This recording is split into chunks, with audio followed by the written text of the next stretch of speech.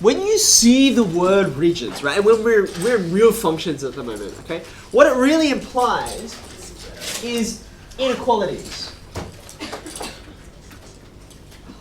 right?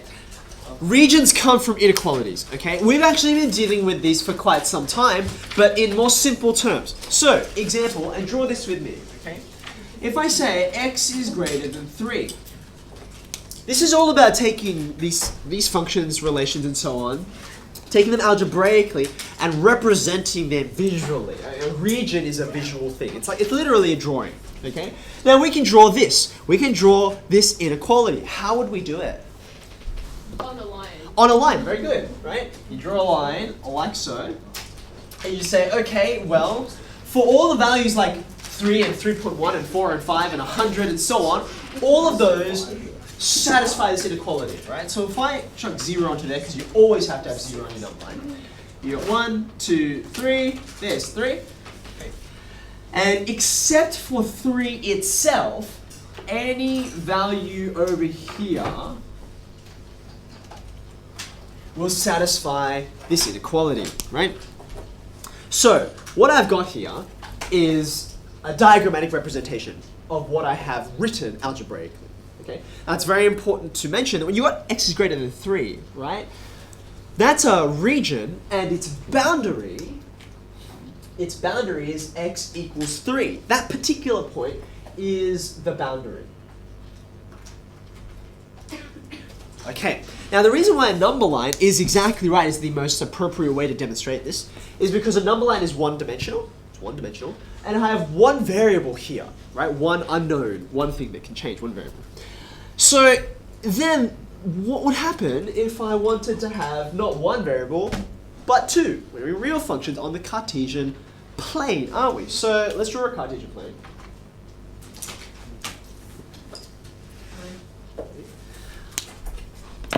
If I gave you, just like I've given you here an inequality, if I gave you an inequality that had two variables in it, I guess because we're on the Cartesian plane, we would call them x and y, but they really could be anything we like. If I gave you an inequality with x and y's in it, then it would take a Cartesian plane to draw it, because now we have two dimensions rather than just this one. Okay. Now, before I actually give you a question, let me just come back to this, because we've been dealing with this long enough that we know this is the solution. Like, we can literally, even when you read this, because it's quite simple, you can see it in your mind. You're familiar with this. Okay. But there are actually two methods, method 1 and method 2, for solving this inequality and working out what to draw. Okay. You don't need both methods at the moment because you're so familiar with this, but as we transition to regions, which is a bit trickier, you're going to need to employ both in different measures. So here are the two methods, right? Method 1, which is a better method, and it's the way that almost certainly you went about this, is to think directionally, right? So as soon as you see x is greater than 3, you're like, oh, greater than, that's to the right. You don't even have to think. Like that process, you know, as soon as for example, when I write this, you don't have to think to picture that in your mind. It's just there. In fact, it's hard to not have it in your mind, right? And in the same way, when you see x is greater than 3, a direction pops into your head. Okay, I'm going that way. Okay, that's good. That's actually, it's method 1 because it's the best method, and it's what I'm going to encourage you towards here. But it becomes a bit more difficult when we have a look at two dimensions. Okay, so there's another way of doing it, and it works with our original question, which is to test values. Okay, so you remember I said, for x is greater than 3, x equals 3 is the boundary. Okay, so let me just come back to where I had my number line. Right? Imagine, you know, this didn't come so obviously to you that you're like, oh, it's to the right. Okay, you've got 0, 1, 2, 3, and you're like, okay, there's my boundary. I know that's my boundary. Now, every boundary point divides up the number line into two. There's one side and then there's the other side, okay? So all you need to do to work out is that this side or that side is to test the value, right? For instance, pick one like, say, x equals 0. X equals 0. That's here, okay? Now, I can think about this and I can say, all right, on that inequality, the left-hand side, if I'm testing x equals 0, the left-hand side will be 0. The right-hand side is just the constant, it's just 3, okay? So, is it true, what is the relationship between the left-hand side and the right-hand side? Is it true that the left-hand side is greater? No. And the answer is no, it is not true. Okay? So therefore, for x equals 0, this inequality is not satisfied. So I'm not on this side. Clearly, I have nowhere else to go. I must be on this side. And obviously, if I tested another value like x equals 4, I would find, oh, cool, it does satisfy the inequality. The left-hand side would be greater than the right-hand side, and ahead I go. Okay? So I have these two approaches. I can think about, all right, this thing means go this way or that way.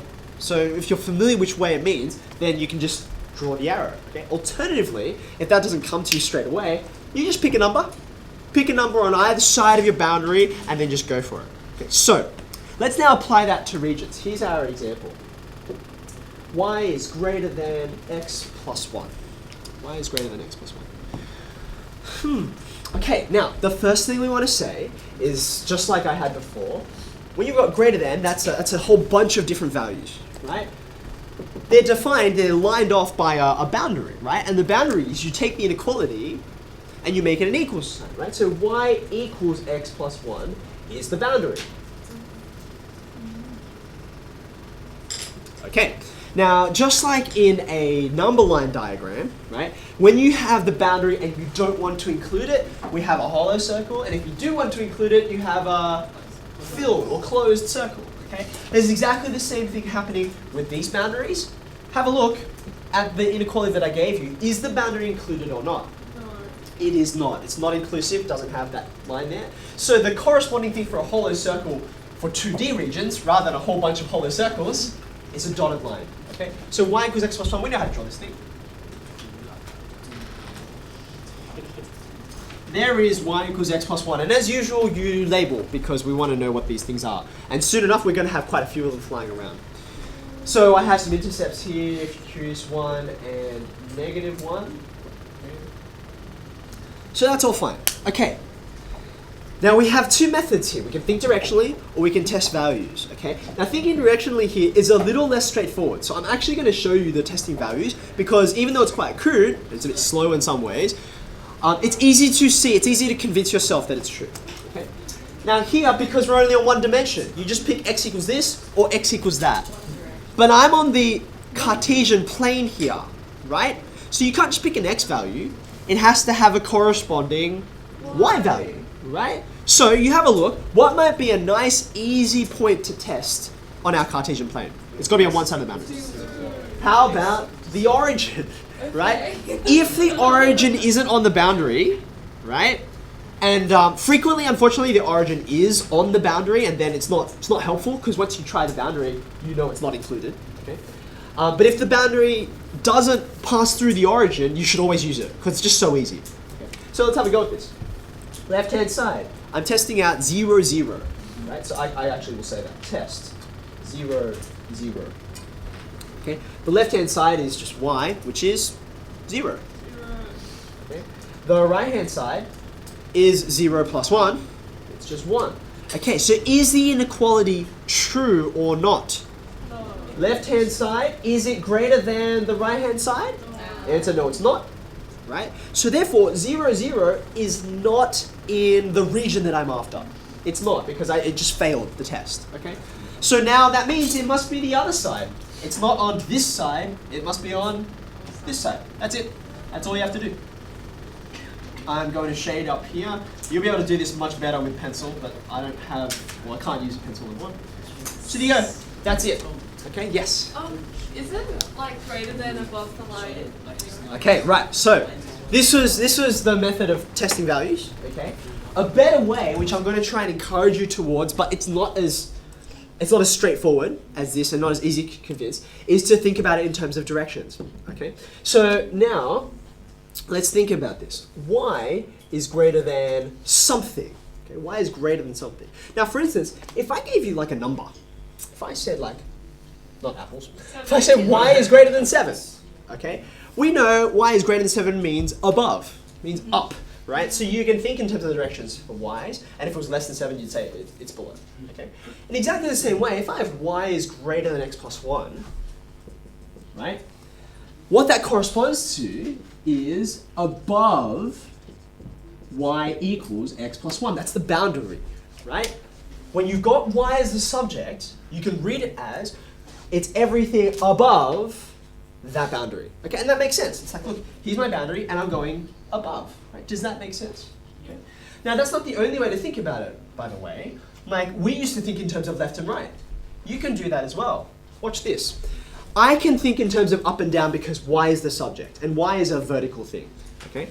But if I change this inequality, right, so that x is the subject instead, then I will be able to say it's left or right. Okay, so for instance, I'm going to say, how shall I do this? Okay, let's cut that 1 over to that side. Is that all right? And I want x as the subject, so I'm going to say x is less than y minus 1. Now just keep in mind, right, I've rearranged things, but the boundary hasn't changed, has it? Right, I've just moved things back and forth. Now that x is the subject, I'm less than. When you told me greater than, it's to the right. Yeah. So if x is less than, it means to the left of y equals x plus 1, which sure enough, there's your line, and I'm going to the left. Does that make sense? Okay, so this method is better. You can see what's going on, and you can understand, and you can interpret, like, oh, I'm going to be that way, I'm going to be that way. Okay. However, what's great about this is it's like, look, you can't argue with it, right? Like here sometimes you have a bit of doubt. Also, it's not always so straightforward to make x the subject or make y the subject. Sometimes you'll get something messy. And then in terms of directions, you're like, don't know which way to go here. In which case, just fall back on this. It works. It's simple. It's relatively efficient. It'll get you an answer.